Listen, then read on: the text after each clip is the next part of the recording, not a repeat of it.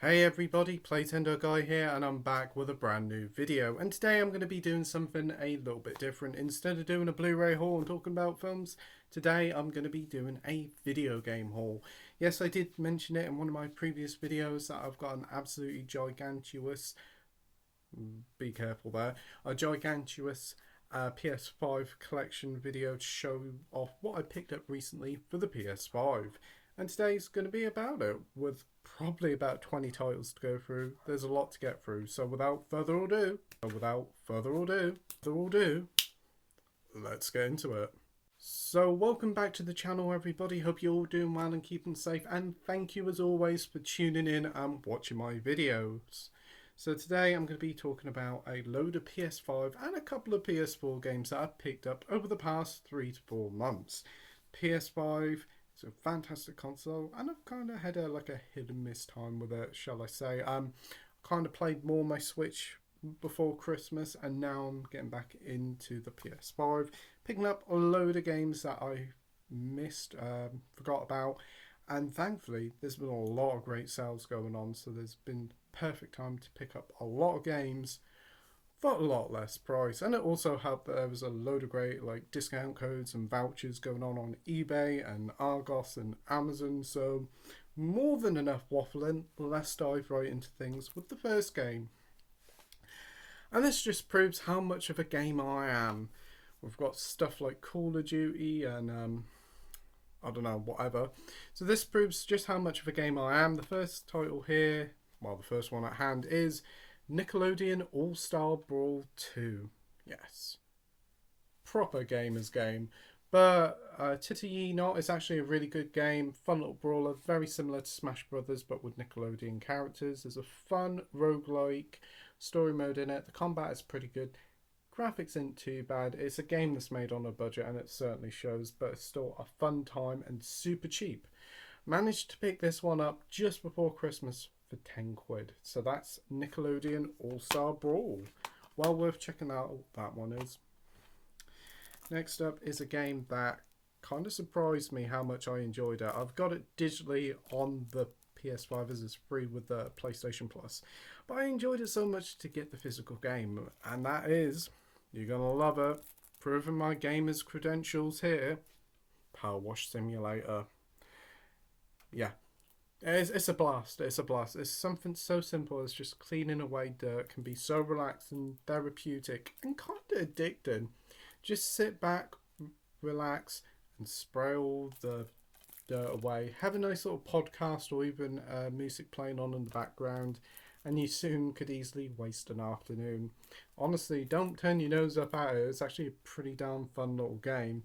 So that is Power Wash Simulator, and you can actually play online with friends, which is pretty cool. Though I haven't actually done that. I just like to clean the stuff myself. There's also like a Tomb Raider and Final Fantasy DLC pack for this as well, which are free. So if you like those games, yeah, be sure to give Power Wash Simulator a go. It's not too bad. Next up is a game that I played the first game in the series and quite enjoyed it. Skipped the second one because it didn't get a physical release, and I heard that the third one did come out on physical, but I never got around to picking it up until now. So I decided to pick it up for a tenner, and that is Shadow Warrior 3 Definitive Edition. Really enjoyed the original Shadow Warrior that came out in 2014. It was a fun little game. Definitely against the grain, a lot of swearing, a lot of rudeness in it. Yeah, not for everybody, but I had an absolute ball with it. Closest thing to like Duke Nukem you could get these days. And Shadow Warrior 3 does have that same sort of humour, but it does kind of feel more referential with our leading chap. Referencing songs more than instead of being a bit rude. But the combat here is pretty fun. Again, it's a game that's made on a budget, and you can tell, but it still looks really nice and has a fun gameplay loop. So that is Shadow Warrior. Next up is a biggie. Yep, it is easily the biggest PS5 game of the year, and wow, what a glorious game it is. It is Final Fantasy VII Rebirth. Did go through Final Fantasy remake in preparation for this, and wow, what a brilliant continuation of the game. It's a bit more open world, combat's a bit more in depth, more characters, more story, Long way to go till I complete it, but I'm having an absolute ball. Easily a contender for Game of the Year already. It is an astounding game. That's up there as one of the best PS5 exclusives. So that's Final Fantasy VII Rebirth. Also the first PS5 game to come on 2 discs. Yeah, game sizes are getting ridiculous in size. Next up is a game that I picked up for about £7 online and been wanting to play it for a while. I've heard it's so bad it's good. It's got a cult following. I always wanted to get the collector's edition of it, but the collector's edition of it has gone ridiculous price, and for me it's not worth it. So I just picked up the standard release, and it is a game called Wanted Dead. Developed by the guys behind the Ninja Gaiden Dead or Alive series. It's about a group of like cops that go into like troubled situations trying to defeat all the enemies. It's really janky, really rough, but it's very charming. The combat is fun, the shooting's great, the melee combat is very good. Kind of funny as well, and some cool references in it. It's a solid 6 out of 10 game that definitely is worth picking up if you can find it cheap enough. So that is Wanted Dead. Next up is a new one that I've been wanting to get and managed to pick it up with a few bits of trading, and that is Rise of the Ronin. I've been watching Shogun on Disney Plus and having an absolute ball with that one, so I thought this would be a great compliment. This is like a Dark Souls game, but open world, a bit like Elden Ring. But unlike Elden Ring and Dark Souls, this one actually has a difficulty option. So people who love those games but cannot play them, like me, can play this a bit easier and actually have a good time with it. So that is Rise of Ronin. Really underrated game. Didn't get a lot of good scores by the critics. Very middle ground, but it's a fun game. And whilst the graphics don't look great, it's still a great time in the gameplay department, and that's where it all counts. Next up is another Dark Souls-like game. This one also got reduced. Probably had an excess flow of them since Christmas. I did play the original one when it came out in 2014, and this one pretty much came out 10 years afterwards. I think it was originally going to be a sequel, but it ended up being a reboot, and that is Lords of the Fallen. I remember playing the original one and had a darn good time with it. It wasn't the greatest Souls-like, but it was still fun. And again, like the original, I picked this one up really cheap, like about 15 quid. Looks great, plays great. Again, a bit hard. Not the greatest at these Soul-like games, but I do really enjoy them. So that is Lords of the Fallen. Pretty darn good game. I managed to get Cold War and Modern Warfare 2 together for just over 20 quid, so it wasn't too bad. I think it was supposed to be like a controller that you got free, but they added the game for some reason. The offer only lasted for a day, but I managed to find it thanks to Hot Deals UK. Already had this on PS4, so what I did was I traded in the PS4 version and got 10 quid for it, so it wasn't too bad. So essentially this only cost me just over a tenner. Really did enjoy Cold War when I played it. The Black Ops series has always been the best Call of Duty sub-series, though I haven't played 4 because it was online only, but had a great time with this. Really like the era it's set in, the political intrigue and all that, and it's an outstanding looking game. Next up is Modern Warfare 2. Played a bit of it, played more the multiplayer than anything. Story mode, I can't access it. I don't know why. I had a similar issue with the first Modern Warfare. It just kept glitching out for me, but I'm going to go back to it and give it a try. But the multiplayer is really good, and so is the special ops. Not a huge Call of Duty fan, but this one has been one on my radar for a little while because it looked pretty good. But again, don't buy these games day one. I always wait until a deep sale. Next up is a game that I do have on PS4, but I've got this PS5 upgrade for it. It was pretty cheap at just about 11 quid on Amazon. Went down super cheap. So I decided to pick up Devil May Cry 5 Special Edition. This one, I don't think it got a paid upgrade path. You had to rebuy the game, but it wasn't too bad. You get improved loading, improved graphics, 3D audio, also some new modes, and Virgil as a playable character. Yeah, not a huge amount new to it, but one of the best action games of the past decade. Well worth picking up. So glad to have it on the PS5 and look forward to replaying it with the new visual enhancements. So that's Devil May Cry 5 Special Edition. And as I picked up that one, I thought, you know what, I'll probably pick up the original trilogy as well, because I've never played them. I've only ever played the reboot one, which a lot of people didn't like, but I thought was pretty good, and Devil May Cry 5. So I picked up Devil May Cry HD Collection, which includes Devil May Cry 2, and 3 Dante's Awakening Special Edition. I've heard the first one is a Stone Cold classic, as is the third one. I've heard the second one's awful, but hey, I might like it. Pick this one up for £5 from Amazon, thanks to a £5 Amazon gift voucher, so look forward to giving this a try. Wouldn't mind getting Devil May Cry 4, but unfortunately it never got a physical release over here in the UK. You can get it abroad, I think, but it's stupid money, so I'll just wait for Deep Sell online. So that is the Devil May Cry HD Collection. Another contender for Game of the Year is a fantastic new fighting game from Bandai Namco, and that is Tekken 8. Really enjoyed this. Already platinumed it. One of the best fighters of the generation. Better than Mortal Kombat 1. I thought that was a disappointment. And maybe better than Street Fighter 6. Fantastic combat. Great amount of content. Really good character roster. And looks absolutely outstanding. Yeah, there's a bit of controversy about its inclusions of microtransactions and battle passes now. But if it's to keep this game afloat and put towards a Tekken 9, then I can get behind it, but don't get too greedy. Tekken 8 is a fantastic game and well worth picking up if you're a fighting game fan. Next up is another game that came out last year that pretty much went under the radar, and that is EXO Primal. A lot of people thought this was going to be like something more different than what it was, but it's a weird hybrid of a single player online multiplayer game. And you know what's fun? Shooting dinosaurs, shooting robotic dinosaurs is an absolute blast. Is it the most deeply rich narrative or gameplay? No, it's just a lot of fun. This went down to a £5 or a £10 in Swipes, and I snapped it up. And I'm having a great time with it. It's fun. It's not going to set the world alight, but it continues Capcom's great streak of quality games. So if you see it in your local Swipes, give it a shot. It ain't bad. From one online game to another, this one has been causing huge praise across online, and that's Helldivers 2. Never played the original, didn't really have a lot of interest in this one.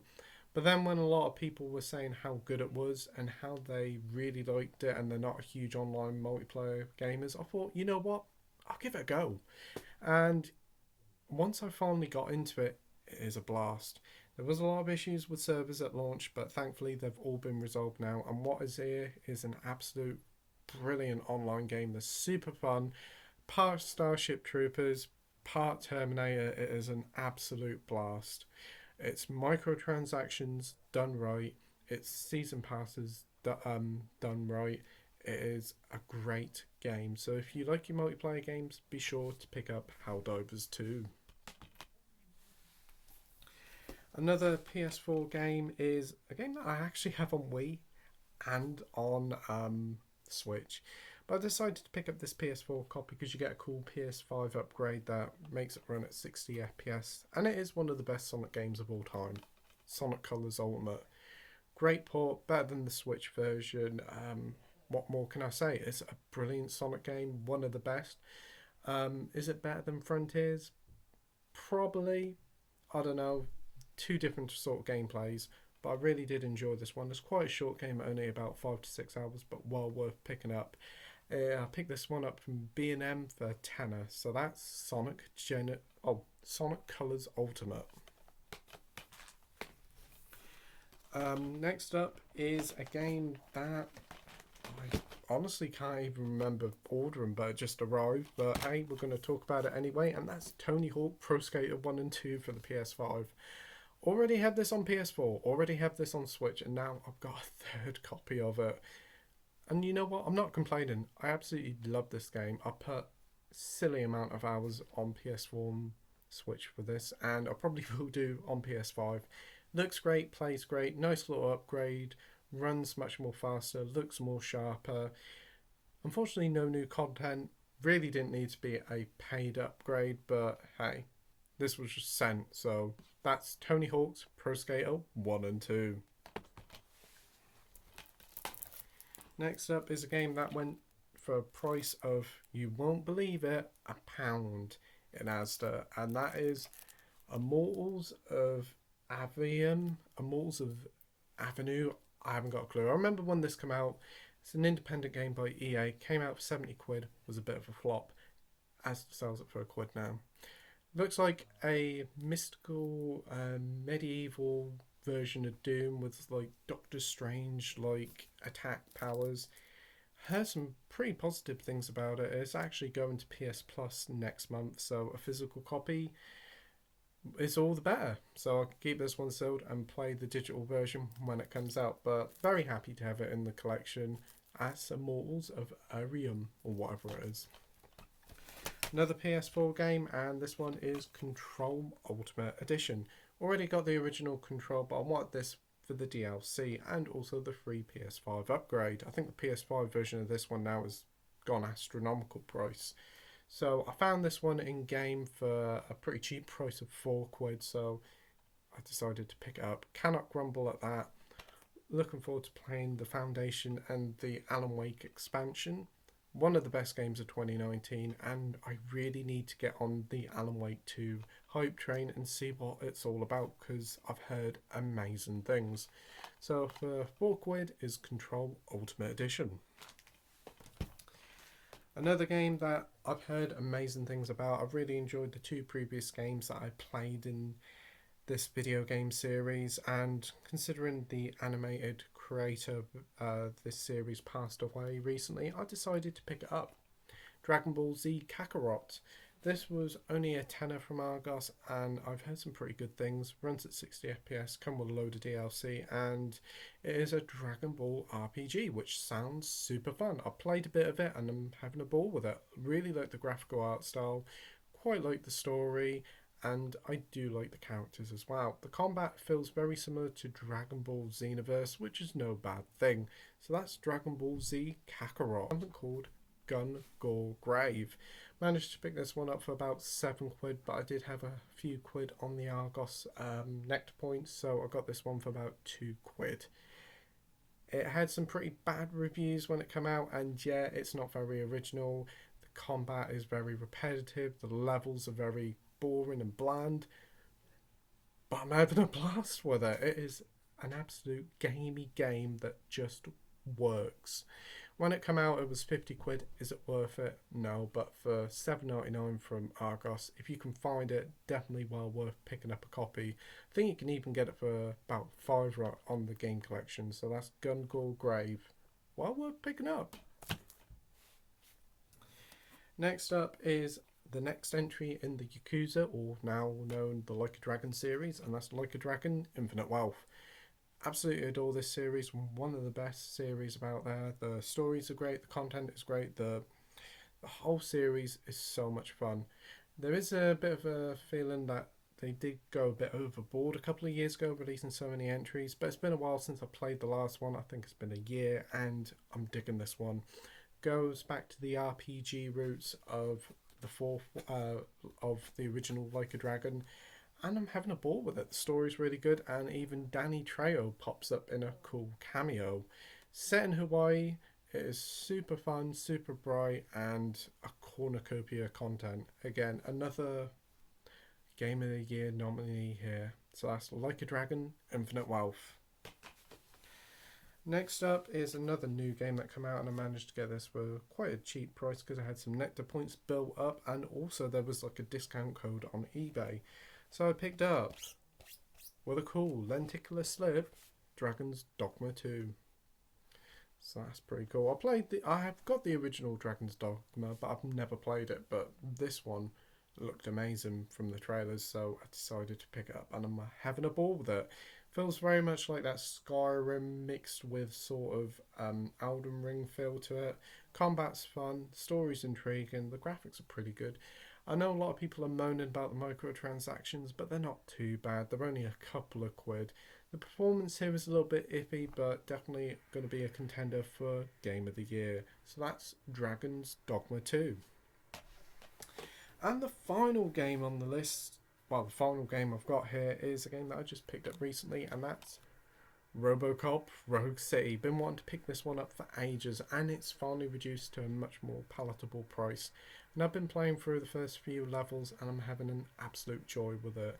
This is from the same team that brought us that rubbish Rambo game, the apparently very decent Terminator game, and this seems to be their best game yet. Really enjoying it. It captures the feel and the essence of the RoboCop films perfectly.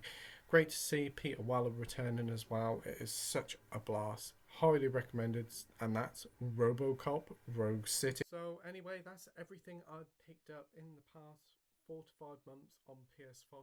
Quite a huge haul here, but thankfully a lot of these games were heavily reduced on sale and also were trading as well. It made it much more manageable. So tell me what games you've been playing or what games you picked up recently. Heck, what games you've been looking forward to.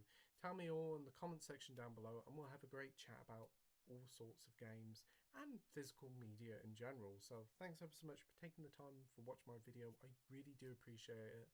You stay safe, take care, and I'll see you all on the next video. Bye.